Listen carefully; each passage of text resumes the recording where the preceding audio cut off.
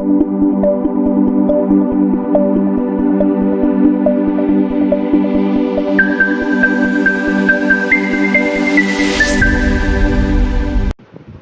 student, today we are going to discuss a new topic, that is skeleton system. So the contents that are included in my slide are the small introduction of the skeleton system, its function, structure of bones, type of cells. Last topic is the type of bones. So moving towards my first slide, that says the introductory part.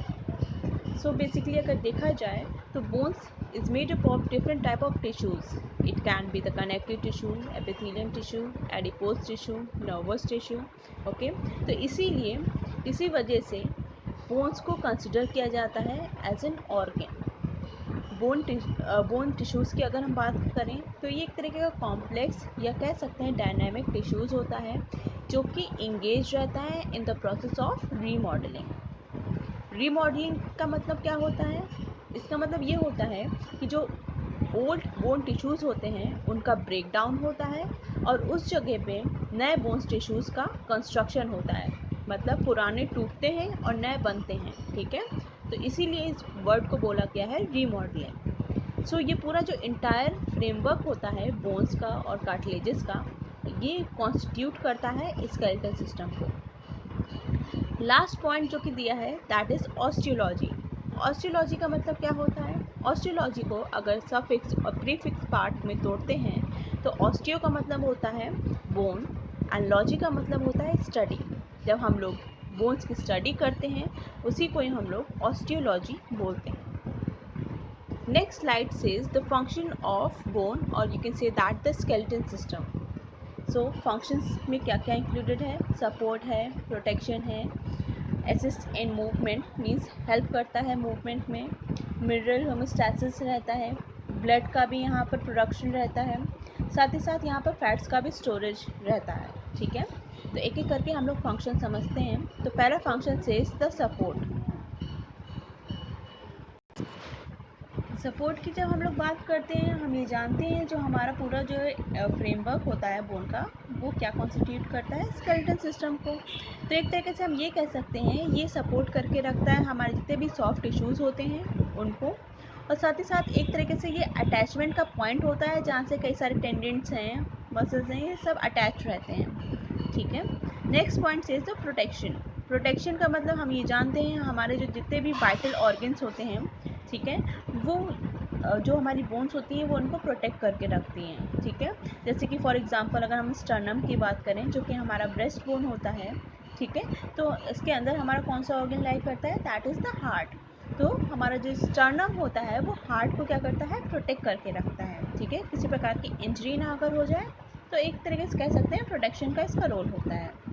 Next is the assistant in movement. अगर देखा जाए तो ये किस प्रकार help करता है movement में? कुछ हमारे जो स्केलेटन मसल्स होती हैं वो बोन्स के साथ अटैच रहती हैं. ठीक है, सो जब ये मसल्स कॉन्ट्रैक्ट करती हैं तो ये अपने साथ जो है बोन्स को पुल अप करती हैं. ठीक है, जिसकी वजह से क्या होता है? मूवमेंट प्रोड्यूस होता है. Okay, next point is the homopoiesis. Homopoiesis means यहाँ पर जो ब्लड सेल्स हैं, ठीक है, उनका फॉर्मेशन होता है. Homo means blood and poiesis means making. तो प्रोसेस को जहाँ जिसमें ब्लड बनता है, ठीक है, प्रोसेस ऑफ मेकिंग ब्लड को हम लोग होमोपोइसिस बोलते हैं. तो बेसिकली अगर देखा जाए तो बनता कैसे है? ठीक है, तो जो हमारी रेड बोन मैरोज होती हैं जो कि बोन्स में पाई जाती हैं, दो प्रकार की बोन मैरो होती हैं. एक तो होता है रेड बोन मैरो एंड दूसरा होता है येलो बोन मैरो. तो जो रेड बोन मैरो होती है उसका काम क्या रहता है? ये किस चीज़ का प्रोडक्शन कराएगा? तो ये प्रोड्यूस करता है हमारे जो आरबीसीज हैं, that is red blood cell हैं, वाइट ब्लड सेल हैं, डब्ल्यूबीसीज या प्लेटलेट. ठीक है, तो उनका प्रोडक्शन कहाँ पर होता है? रेड बोन मैरो में. तो यही प्रोसेस को ही हम लोग क्या बोलते हैं? होमोपोइसिस बोलते हैं. ठीक, ऐसे अगर आप लोग लास्ट पॉइंट इसमें फंक्शन का देखेंगे दैट इज ट्राइग्लिसराइड स्टोरेज का. तो अगर देखा जाए जैसे मैंने बताया यहाँ पर रेड बोन मैरो भी होता है बोन में और साथ ही साथ जो है येलो बोन मैरो भी. येलो बोन मैरो का काम क्या है? रेड बोन मैरो का तो जो है आरबीसीज डब्ल्यूबीसीज प्लेटलेट का प्रोडक्शन करना था. अगर येलो बोन मैरो की अगर बात करेंगे तो यहाँ पर फैट्स का प्रोडक्शन होता है. ठीक है, तो अगर हम देखें तो ये जो येलो बोन मैरो होते हैं वो क्या कंसिस्ट करते हैं, मेनली ये एडिपोज सेल्स कंसिस्ट करते हैं। एडिपोज सेल्स हम जानते हैं ये क्या किसका जो है प्रोडक्शन कराते हैं, ये रिलीज कराते हैं फैट्स का in the form of triglycerides. तो ये जो ट्राइग्लिसराइड्स होते हैं तो ये बोन्स में क्या रहते हैं, ये स्टोर्ड रहते हैं, ठीक है। जब भी इनकी रिक्वायरमेंट होती है, एनर्जी की जब आवश्यकता होती है, ठीक है, तो उस दौरान ये फैट्स क्या होते हैं, रिलीज होते हैं, ठीक। ऐसी अगर ब्लड सेल की बात हो गई। अब मिनरल की अगर हम बात कर लेते हैं, मिनरल होमोस्टैसिस की, तो इसमें क्या होता है, हमारे जो बोन्स होते हैं, बोन्स टिश्यूज़, वहाँ पर कुछ मिनरल्स होते हैं वो वहाँ पर स्टोर रहते हैं, जैसे कि कैल्शियम है, फॉस्फोरस है। तो ये तो एक तरीके से हम जानते हैं जो कैल्शियम है, फॉस्फोरस है, ये सब क्या करते हैं, ये स्ट्रेंथ प्रोवाइड करते हैं हमारे बोन्स को, ठीक है। साथ ही साथ और इनका काम क्या होता है, इनके कैल्शियम के भी बहुत सारे वेरियस फंक्शंस होते हैं, ठीक है। ये कॉन्ट्रैक्शन में भी, मसल्स कॉन्ट्रैक्शन में भी हेल्प करते हैं, ठीक है। तो अगर देखा जाए जब इनकी डिमांड होने लगती है, बोन्स के अलावा और बॉडी में इनकी डिमांड होती है, तो ये क्या कैसे रिलीज़ होते हैं, तो ये जो है जाते हैं अपने टारगेट सेल में वाया ब्लड, ठीक है। ब्लड वेसल्स के थ्रू ये जो ट्रैवल आउट करते हैं और अपने टारगेट सेल में जाकर अपना एक्शन परफॉर्म करते हैं। तो इस तरीके से हम ये कह सकते हैं यहाँ पर अगर मिनरल्स हैं, यहाँ पर फैट्स हैं, तो ये स्टोर्ड रहते हैं। जब भी इनका डिमांड होता है, हमारी बॉडी में रिक्वायरमेंट होती है, तो ये रिलीज़ हो जाते हैं वाया ब्लड और फर्दर अपने टारगेट सेल्स में पहुँच जाते हैं, अपना एक्शन परफॉर्म करते हैं। तो इस तरीके से ये कुछ फंक्शंस होते हैं स्केलेटल सिस्टम के। नेक्स्ट हम लोग बात कर लेते हैं स्ट्रक्चर ऑफ बोन। अगर हम लोग टिपिकल स्ट्रक्चर देखते हैं लॉन्ग बोन का, तो उसमें कौन कौन से पार्ट्स इंक्लूडेड रहते हैं। एक होता है डायफेसिस, दूसरा होता है एपिफेसिस, तो metaphysis, articular cartilage, periosteum, medullary cavity and endosteum. तो एक एक पार्ट को हम लोग समझते हैं by taking an example of one bone structure, that is the femur. Femur, as we all know, it is the largest bone in our body. तो अगर पहले हम लोग डायफेसिस की अगर बात करें, तो जो बीच का हिस्सा होता है हर बोन का, ठीक है, या कह सकते हैं बोन शाफ्ट या फिर बॉडी पार्ट, ठीक है, उसी को हम लोग डायफेसिस बोलते हैं। एपिफेसिस में देखेंगे एक ऊपर का भाग, एक नीचे का भाग, ठीक है, बोन के, तो उसको हम लोग बोलेंगे प्रॉक्सिमल एपिफेसिस, और नीचे के भाग को डिस्टल एपिफेसिस। एक प्रॉक्सिमल एंड होगा, एक डिस्टल एंड होगा, ठीक है, हर बोन का। बीच वाले भाग को डायफेसिस, ठीक। थर्ड पार्ट आता है, दैट इज मेटाफेसिस। मेटा मतलब बीच का पार्ट, मिडिल पार्ट। तो किसी भी मैच्योर बोन की अगर हम बात करते हैं, तो ऐसा रीजन जो कि डायफेसिस को जोड़ता है या कह सकते हैं ज्वाइन करता है एपिफेसिस से, उसी को हम लोग बोलते हैं मेटाफेसिस। मेटाफेसिस क्या होता है, बीच का भाग होता है जहाँ पर हमारा जो डायफेसिस है एपिफेसिस से जाकर जुड़ता है, ठीक है, ऐसे हम लोग कह सकते हैं। तो ये जो मेटाफेसिस होता है, ठीक है, वहाँ पर पहले क्या प्रेजेंट रहता है, किसी भी जो बोन होती है उसकी लेंथ जब ग्रो अप करती है, ठीक है, धीरे धीरे जब ग्रो करती है, तो वहाँ पर जो मेटाफेसिस में क्या प्रेजेंट रहता है, एपिफेशियल प्लेट। अभी आप लोग देखोगे यहाँ पर क्या प्रेजेंट है, एपिफेशियल लाइन। लाइन की जगह कहाँ क्या प्रेजेंट रहता है, प्लेट्स प्रेजेंट रहती हैं। किस चीज़ की बनी रहती हैं, ये हाइलिन कार्टिलेज की बनी रहती हैं। इनका काम क्या होता है, ये बेसिकली लेंथ बढ़ाने में हेल्प आउट करती हैं। जो डायफेसिस की जो लंबाई है, लेंथ है, तो इसको बढ़ाने में इन एपिफेशियल प्लेट का रोल होता है, ठीक है। तो अराउंड अगर देखा जाए एट द एज ऑफ 18 या 21, ये जो लेंथ होती है किसी बोन की वो रुक जाती है, ठीक है, और ये एपिफेशियल प्लेट फर्दर किस में रिप्लेस हो जाती है, ये रिप्लेस हो जाती है एपिफेशियल लाइन में, ठीक है। बोनी स्ट्रक्चर होता है, आप लोग देखोगे बीच में जो प्रेजेंट है, इसी को ही हम लोग बोलते हैं एपिफेशियल लाइन। नेक्स्ट पार्ट देखते हैं, that is the articular cartilage. ये कार्टिलेज है किस चीज़ से, ये पतली लेयर होती है, हाइलिन कार्टिलेज की बनी हुई होती है, ठीक है। और ये पूरी तरह अगर देखा जाए तो कुछ पार्ट जो होता है हमारा एपिफेशियल का, ये कवर अप करती है। तो ये वाला जो पार्ट आप देखोगे, ये वाला पार्ट देखोगे, ये किस चीज़ का है, ये आर्टिकुलर कार्टिलेज का भाग है, ठीक है। अगर इसका देखा जाए तो इसका काम क्या होता है, ये फ्रिक्शन को रिड्यूस करती है। फ्रिक्शन मतलब जो बोन्स होते हैं आपस में टकराए ना, ठीक है, क्योंकि हम ये जानते हैं यहाँ से दूसरा बोन जॉइंट रहता है, आर्टिकुलेटेड रहता है, यहाँ से दूसरा बोन आर्टिकुलेटेड रहता है, तो किसी प्रकार जो है इसमें टकराव ना हो, तो उसको रोकने का काम ये आर्टिकुलर कार्टिलेजेस करती हैं। साथ ही साथ ये शॉक को भी एब्जॉर्ब करती हैं। तो ये तो रोल इनका आर्टिकुलर कार्टिलेज का हो गया। नेक्स्ट अगर देखा जाए तो हम बात करते हैं पेरियोस्टियम। पेरियोस्टियम का मतलब क्या होता है? पेरियोस्टियम अगर देखा जाए किस चीज़ से बनी होती हैं, ये डेंस इरेगुलर कनेक्टिव टिश्यू की बनी रहती हैं, ठीक है। और ये पूरी तरह अगर देखा जाए आर्टिकुलर कार्टिलेज के भाग को छोड़कर ये बोन के पूरे स्ट्रक्चर को क्या करती है? कवर करती है, ठीक है, पूरी तरह ये सराउंड करती है। यहाँ पर कुछ सेल्स पाए जाते हैं जो कि बोन फॉर्मिंग में बहुत हेल्प आउट करते हैं, ताकि जो है हमारे जो बोन्स हैं वो उनकी थिकनेस इंक्रीज हो, लेंथ ना इंक्रीज हो, थिकनेस इंक्रीज करने में यहाँ पर इनका रोल होता है इन सेल्स का। ये जो पेरिस्टियम होते हैं, इनका फंक्शन अगर देखेंगे तो प्रोटेक्ट तो करती हैं, क्योंकि पूरी तरह लाइन अप करती हैं पूरे बोन को। साथ ही साथ क्या करती हैं?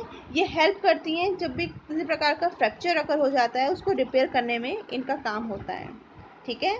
यहाँ पर जितने बोन टिश्यूज होते हैं उनको नरिश करने का भी काम इन्हीं पेरिस्टियम का होता है, ठीक है। और साथ ही साथ अगर लास्ट फंक्शन अगर देखा जाए तो ये क्या करती हैं? ये एक तरीके का अटैचमेंट पॉइंट होती है जहाँ से हमारे जो लिगामेंट्स हैं, टेंडेंट्स हैं, ये अटैच रहते हैं, ठीक है। तो ये कुछ फंक्शंस थे पेरियोस्टियम के। अब नेक्स्ट बात करते हैं नेक्स्ट पार्ट की, that is the medullary cavity. जो मेड्यूलरी कैविटी होती है, मेड्यूलरी अगर देखा जाए तो मैरो या पिथ, इसका मतलब होता है इस कैविटीज़ में अगर आप देखोगे बीच में ये यहाँ पर क्या प्रेजेंट है, अगर देखो ये वाला पार्ट, ये क्या प्रेजेंट है? ये जो होता है येलो बोन मैरो, ठीक है। तो हमारी जो मेडुलरी कैविटी है वो क्या कंटेन करती है? ये येलो बोन मैरो कंटेन करती है। और हम ये जानते हैं कि येलो बोन मैरो का काम क्या होता है, किस चीज़ का प्रोडक्शन कराते हैं? ट्राइग्लिसराइड्स का यहाँ पर स्टोरेज होता है, यहाँ प्रोडक्शन होता है, ये कह सकते हैं, ठीक है, फैट्स का। नेक्स्ट अगर हम देखते हैं, that is the last part, that is endosteum. Endosteum अगर आप लोग देखोगे तो यहाँ पर इस पार्ट में ये एंडोस्टियम जो है इंक्लूडेड नहीं है, बट हम ये कह सकते हैं एंडोस्टियम जो है एक तरह की पतली सी मेम्ब्रेन होती है जो कि पूरी तरह जो है कवर करके रखती है मेड्यूलरी कैविटी को। इस बोन स्ट्रक्चर में आप लोग एक चीज़ और देखोगे, that is the compact bone and the spongy bone. तो यहाँ पर दो प्रकार के बोन टिश्यू प्रेजेंट रहते हैं, compact bone and spongy bone, ठीक है। जो ये कॉम्पैक्ट बोन होता है हम ये कह सकते हैं it is the strongest form of bone tissue, ठीक है। ये कहाँ पाया जाता है? ये पेरियोस्टियम आप देखोगे जो बाहर की जो लाइनिंग जो शीट लाइन होती है, ठीक है, पेरियोस्टियम की, उसके बीनीथ ही हमारा ये कॉम्पैक्ट बोन प्रेजेंट रहता है। Function will be same, that is the protection and support का काम होता है। ये जितने बोन्स होते हैं उनको सपोर्ट करके रखता है एज वेल एज प्रोटेक्ट करके रखता है ये कॉम्पैक्ट बोन। स्पॉन्जी बोन की अगर हम बात करते हैं तो स्पॉन्जी बोन का इसके नाम से डिनोटेड है, स्पॉन्ज लाइक इसका स्ट्रक्चर होता है, ठीक है। हनी कॉम हम कह सकते हैं, हनी कॉम मीन्स मधुमक्खी का जो छत्ता होता है उस प्रकार इसका स्ट्रक्चर होता है। तो स्ट्रक्चर से इसे क्या बेनिफिट मिलता है हमें कि ये ओवरऑल जो वेट होता है बोन्स का उसको रिड्यूस करने का काम स्पॉन्जी बोन्स का होता है, ठीक। Second function will be same, that was been included in the compact bone, means ये प्रोटेक्ट करता है एज वेल एज सपोर्ट करने का काम इसका होता है, ठीक है। तो ये दो प्रकार के बोन टिश्यूज जो कि प्रेजेंट थे फीमर बोन स्ट्रक्चर में। अब नेक्स्ट हम लोग बात करते हैं टाइप ऑफ सेल्स, ठीक है, जो कि कहाँ प्रेजेंट रहते हैं बोन टिश्यूज में, कौन कौन से होते हैं? चार प्रकार के होते हैं। पहला होता है ऑस्टियोजेनिक, दूसरा होता है ऑस्टियोब्लास्ट, तीसरा होता है osteocytes and the last one is the osteoclast, ठीक है। ऑस्टियोजेनिक की अगर हम बात करें, यह एक ऐसे सेल होते हैं जो कि किस चीज़ के लिए रिस्पॉन्सिबल होते हैं? सेल डिवीजन, ठीक है। यहीं पर ही जो है जो सेल्स होते हैं वो डिवाइड होते रहे। फर्दर ये डिवाइड होकर किस में बनते हैं? ऑस्टियोब्लास्ट में। फर्दर ये किस में होते हैं? ऑस्टियोसाइट्स में बनते हैं। ऑस्टियोसाइट से ऑस्टियोक्लास्ट में बनते हैं, ठीक है। ऐसे करके धीरे धीरे करके जो है देखा जाए ओरिजिन कहाँ से, स्टार्टअप कहाँ से हुआ, कौन सी सेल से? दैट इज ऑस्टियोजेनिक से। और इन्हीं सेल में सिर्फ क्षमता होती है कि डिवाइड हो पाए, ठीक है। सेल डिवीजन कहाँ पर होता है? ये ऑस्टियोजेनिक सेल्स में। सेल डिवीजन होने के साथ साथ अगर देखा जाए ये कहाँ प्रेजेंट रहते हैं, तो ये प्रेजेंट रहते हैं जो इनर मोस्ट पोर्शन होता है पेरियोस्टियम का, ठीक है, जो अंदर का पोर्शन होता है पेरियोस्टियम का, वहाँ पर ये पाए जाते हैं, प्रेजेंट रहते हैं। साथ ही साथ एंडोस्टियम में भी ये प्रेजेंट रहते हैं, ठीक है। नेक्स्ट जो लेयर होती है, अगर देखा नेक्स्ट जो सेल होती है, that is the osteoblast. Osteoblast in cells का काम क्या होगा? इन सेल्स का काम ये होता है कि ये बोन बिल्डिंग सेल्स इनको बोलते हैं, मीन्स बोन को बनाने का काम इन सेल्स का होता है। कैसे बनाते हैं? ये सिंथेसाइज करते हैं, साथ ही साथ सिक्रीट करते हैं कोलेजन फाइबर्स, ठीक है। जिससे क्या होता है, जो हमारे जो बोन्स होते हैं, बोन टिश्यूज, ठीक है, ये मजबूत होते हैं। यहीं से फर्दर ओरिजिनेट होता है हमारा थर्ड टाइप का cell, that is the osteocytes. Osteocytes, यहाँ साइट्स का मतलब क्या होता है? That is the cells. तो ये हम कह सकते हैं जो ऑस्टियोसाइट्स होते हैं, ये मेच्योर बोन सेल्स होते हैं, ठीक है। इनका मेन फंक्शन अगर देखेंगे आप लोग, तो ये पूरे जो मेटाबॉलिज्म का अगर देखा जाए तो डेली मेटाबॉलिज्म होती है, ठीक है, उसको मेंटेन करने का काम इन ऑस्टियोसाइट्स का होता है। जैसे कि एक्सचेंज कराना है न्यूट्रिएंट्स का, वेस्ट का ब्लड में, तो ये सारा काम इन ऑस्टियोसाइट्स का होता है। लेकिन हम ये कहेंगे, ये जो दोनों सेल्स होते हैं, यहाँ पर किसी भी प्रकार का सेल डिवीजन अकर नहीं होता है। सेल डिवीजन कहाँ अकर होता है? इस ऑस्टियोजेनिक सेल्स में। जो लास्ट टाइप का सेल होता है, दैट इज ऑस्टियोक्लास्ट। यहाँ क्लास्ट का मतलब क्या होता है? क्लास्ट का मतलब होता है ब्रेक, ठीक है, तोड़ना। तो ये जो सेल्स होते हैं, ये क्या रिलीज कराते हैं? कुछ लाइसोसोमल एंजाइम्स का सिक्रीशन कराते हैं, ठीक है। साथ ही साथ ये एसिड का भी सिक्रीशन कराते हैं, ठीक है, जो कि बहुत ही ज़रूरी होता है किसी प्रकार का प्रोटीन है या फिर मिनरल कंपोनेंट्स हैं, उनको डाइजेस्ट करने में, ब्रेक डाउन करने में। और इसका क्या फंक्शन रहेगा? एक तो फंक्शन हो गया प्रोटीन एंड मिनरल कंपोनेंट्स को डाइजेस्ट करने का काम इन ऑस्टियोक्लास्ट का होता है। दूसरा फंक्शन हम ये कह सकते हैं कि ब्लड में कैल्शियम के लेवल को रेगुलेट करने का काम किसका होता है? इन ऑस्टियोक्लास्ट का होता है। तो ये कुछ 4 प्रकार के सेल्स होते हैं जो कि कहाँ प्रेजेंट रहते हैं? बोन टिश्यूज में। Now moving towards the last topic of this video, that is the type of bone. So there are various different type of bones like long bone, short bone, flat bone, irregular bone and sesamoid bone. So पहले हम लोग बात कर लेते हैं long bones के बारे में।